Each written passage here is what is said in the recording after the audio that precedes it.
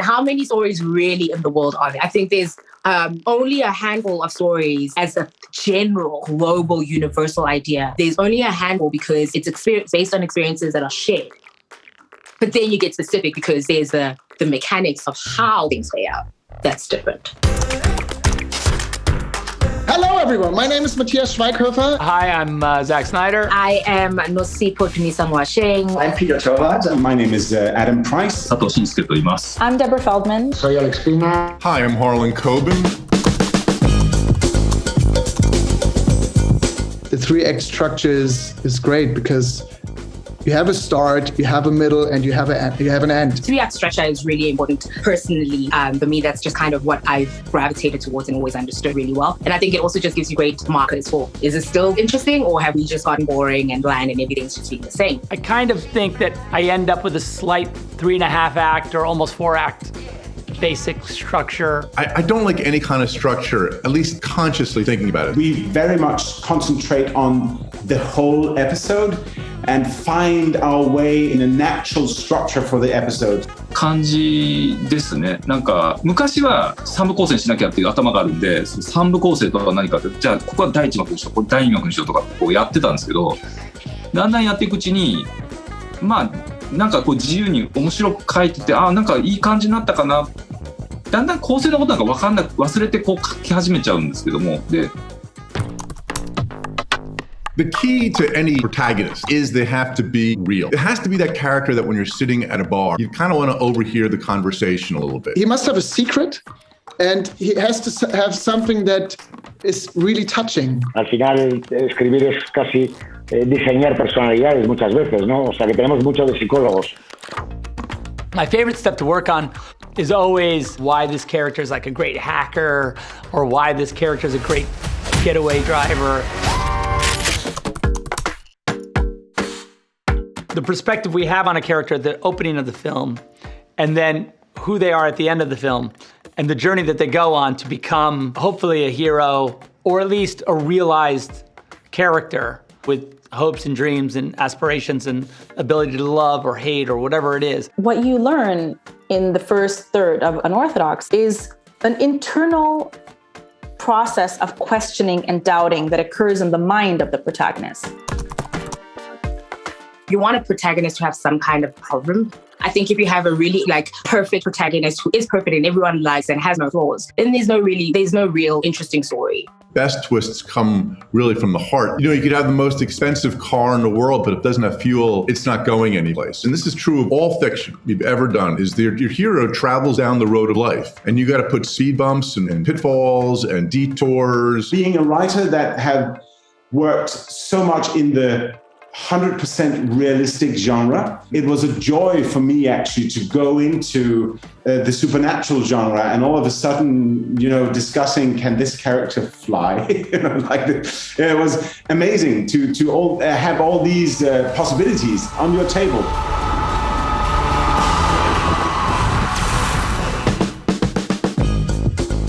Myself, もやっぱりその監督としてこう描いていってる時にやっぱなんとなく自分に重ねて思い描いその人物像を思い描いている時の方がなんかそのなんていうかね描きたい人物像になってってるような気がしますよね。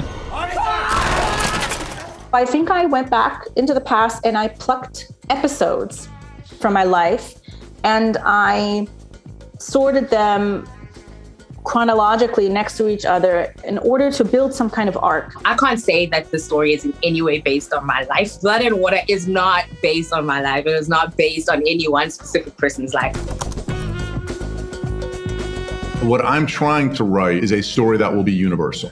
And I've always found the more specific the locale, the more universal the appeal. The themes are universal. Love, redemption, family, friendship, relationships, hope. Those things are universal. I never believed that Blood Red Sky was just working in Germany. So it should be a German movie. And I had the idea, what can be more international than a transatlantic flight?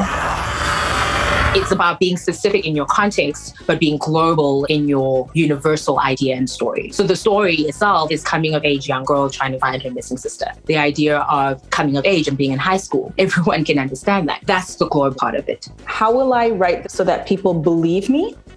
And how will I write it so that they understand me? I think it's a natural thing to feel when you sit down to write any book, but especially a memoir. I think as a writer, it's extremely important to remind yourself at all times that you cannot write for everyone. You cannot write a story for 190 countries. Because I think if you try to write for everyone, you will end up writing for no one. I remember talking to a Japanese reporter when the Japanese edition of Unorthodox was released as a book. And she was telling me, do you know that the story of every Japanese woman's life is unorthodox? She started to cry. It's almost like instead of this just being my weird, unusual life experience, it's now part of a universal spectrum of the experiences of women. There is no reason for a woman to experience shame as a result of this very common lived body experience. And that, to me, is what I think touched a nerve for women all over the world. マーケットとしてはもちろん日本マーケットのために作ってるんですけど、気分としては日本の文化とか日本の雰囲気とかドメスティックな空気とかそんなものを全く知らない人たちがポッと見た時に面白いと思えるかなとかっていうこと、興奮できるかなとか感動できるかなっていうことが結構いつも念頭にあったので。 When we made the decision that we do a whole film about different nations and different people from everywhere in Europe, it became like a really colorful film. And I love that because language barriers, fantastic for a great sense of humor. Oh, scheiße. El escritor es como un cocinero, yo siempre lo digo, y cada país cocina de alguna manera, pero los ingredientes son universales, ¿no? It's okay for it to be bad. Just write something. I become completely obsessed. I think about it night and day, all of the time. I wake up thinking about it. I'm a distracted friend or guest. You know, if you're talking to me, my kids are used to it. Like all of a sudden, I'll start giving one of these, and the kids go, "Oh, Dad's gone off to La La Land again." 何度も書き直し、脚本で言うと何度も書き直して作っては壊ししたところではありましたね。Even the worst things, the things that people would be like, this is a terrible idea, it's fine because from a terrible idea, something great may come out. When I have like a little bit of a block, I just write notes to myself about what I want to have happen in the scene, and what needs to happen. It can get you jump-started a little bit. Creo que el trabajo es el viaje, ¿no? Lo que te hace aprender. Vas aprendiendo de tus errores, ¿no? You want to write something that you're passionate about, you know? Like your story, whatever it is, whatever keeps you up at night. Writing is pretty arduous. It requires discipline. And I think that the passion for the thing is great fuel to allow that you to do the work of sitting and, you know, putting pen to paper or fingers to keyboard. Any questions? No. Yes, many. Hundreds.